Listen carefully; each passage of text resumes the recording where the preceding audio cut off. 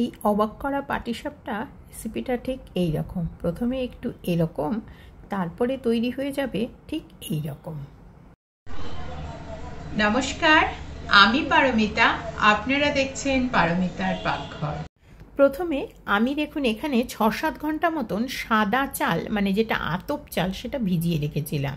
এটা কোনো বাসমতি চাল বা কোনো গোবিন্দভোগ চাল নয়, নর্মাল সাদা আতপ চাল, যেটা সাদা চাল যারা ভাত খেয়ে থাকেন সাদা চালের ঠিক সেই রকমই একটা নর্মাল চাল।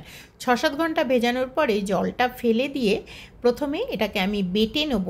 বেটে নেবার পরে এর মধ্যে জল মিশিয়ে আরেকটু পাতলা করে নেব। ঠিক দেখতে এই রকম কনসিস্টেন্সিটা তৈরি হবে, ঠিক এই রকমটা বানাতে হবে। এবারে এটার সাথে একটু আউটার স্কিনটা মিষ্টি মিষ্টি হবে বলে আমি এর মধ্যে দিয়ে নেব ৫-৬ চামচ মতন চিনি। আপনারা যদি আউটার স্কিন মিষ্টি করতে না চান তাহলে এটা স্কিপ করবেন। এর সাথে একটু গন্ধ বা অ্যারোমার জন্য আমি দিয়ে দেবো একটু এলাচের গুঁড়ো। আপনারা এলাচের গুঁড়োও স্কিপ করতে পারেন, কিন্তু আমার একটু বেশ ভালো লাগে গন্ধ গন্ধ খাবার। যাই হোক, এটাকে আমি একটা পাত্রের মধ্যে ঢেলে নিচ্ছি। পাত্রের মধ্যে ঢেলে নেবার পরে যেহেতু এটা শুধু চাল দিয়ে করা আছে, এটা না বসে যাবে, তাই যখনই রান্না করবেন একটু হাতে করে ঘুটিয়ে ঘুটিয়ে নেবেন। এবারে দেখুন আমি একটা পুর বানিয়ে নিচ্ছি। পুর বানিয়ে নেওয়ার জন্য আমি প্রথমে দিলাম একটু গাওয়া ঘি, আর তার সাথে দেখুন একটা বাজার থেকে কিনে আনা মিষ্টি খোয়া, যেটা আপনারা মিঠাই মিক্স বা ইত্যাদি বলে যেগুলো আপনারা বাজার থেকে মিষ্টি খোয়া দেখতে পান, সেইটাই কিনে নিয়ে এসে এর হাফটা আমি নিয়ে নিলাম। এর মধ্যে মিশিয়ে নিচ্ছি একটু তরল দুধ, যেখানে আমি প্রায় 150 গ্রাম মতন নিলাম মিষ্টি খোয়া, তরল দুধ 1 কাপ মতন, আর তার সাথে দিচ্ছি মিল্কমেড। এইগুলো যেহেতু মিষ্টি খাবার, আপনারা যত রকমের মিষ্টি জাতীয় জিনিস ব্যবহার করবেন ততই কিন্তু খেতে সুস্বাদু হবে। মিল্কমেড যদি আপনারা স্কিপ করতে চান স্কিপ করতেও পারেন। এবারে দেখুন শীতের খেজুর গুড় কিন্তু আমার কাছে একেবারে পারফেক্ট পাক করা খেজুর গুড় এসে গেছে।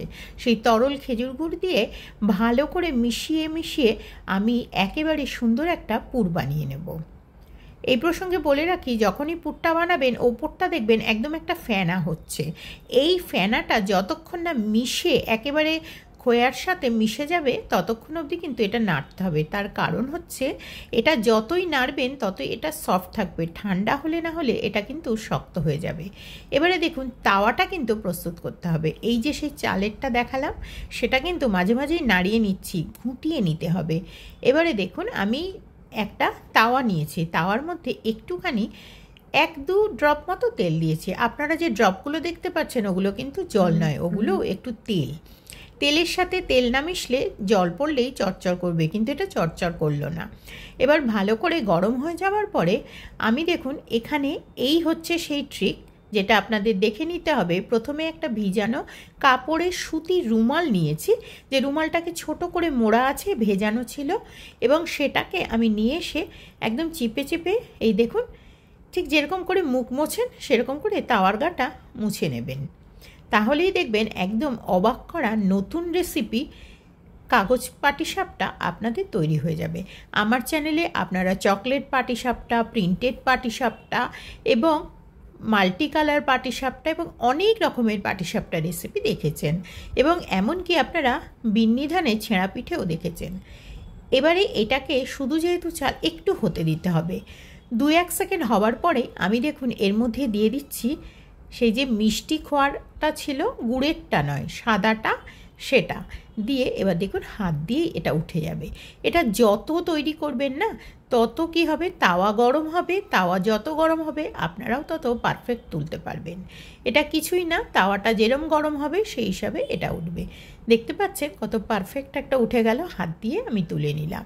ঠিক এইভাবে সেকেন্ডটাও একই সিস্টেমে একটু তেল গরম হয়ে গেলে ওইভাবে গা মুছিয়ে ব্যাস আবারও তৈরি করতে হবে। যদি মোটা লেয়ার করেন তাহলে মোটা হবে, আর যদি পাতলা লেয়ার করেন তাহলে পাতলা হবে। এই দেখুন সেকেন্ডটাও কি সুন্দর উঠে গেল, একদম পারফেক্ট পাঁপড় মনে হচ্ছে, তাই তো? শর্ত কিন্তু একটাই, গরম গরম খেয়ে নিতে হবে, একেবারেই ঠান্ডা করলে হবে না। এই দেখুন তাওয়াটা যত প্রস্তুত হয়ে গেছে, আর কিন্তু হাত দিয়ে তুলতেও হবে না, নিজে নিজেই নড়ে নড়ে সরে সরে যাচ্ছে এই সমস্তটা। এবার দেখুন আমি সেই গুড়েরটা দিচ্ছি। গুড়েরটা দেওয়ার পরে দেখুন এটাকেও মুড়ে নিচ্ছি, যেহেতু তা গরম হয়ে গেছে পেছনটা একটু লাল হবে। যা গুড়ের সাথে গুড়ের কালার লাল কিন্তু খারাপ হবে না, তাহলে এটাকেও মুড়ে নেওয়া যাক। পারফেক্ট তৈরি হয়ে গেল আমার আজকের কাগজ পিঠে বা পেপার পাটিসাপটা বা কাগজ পাটিসাপটা।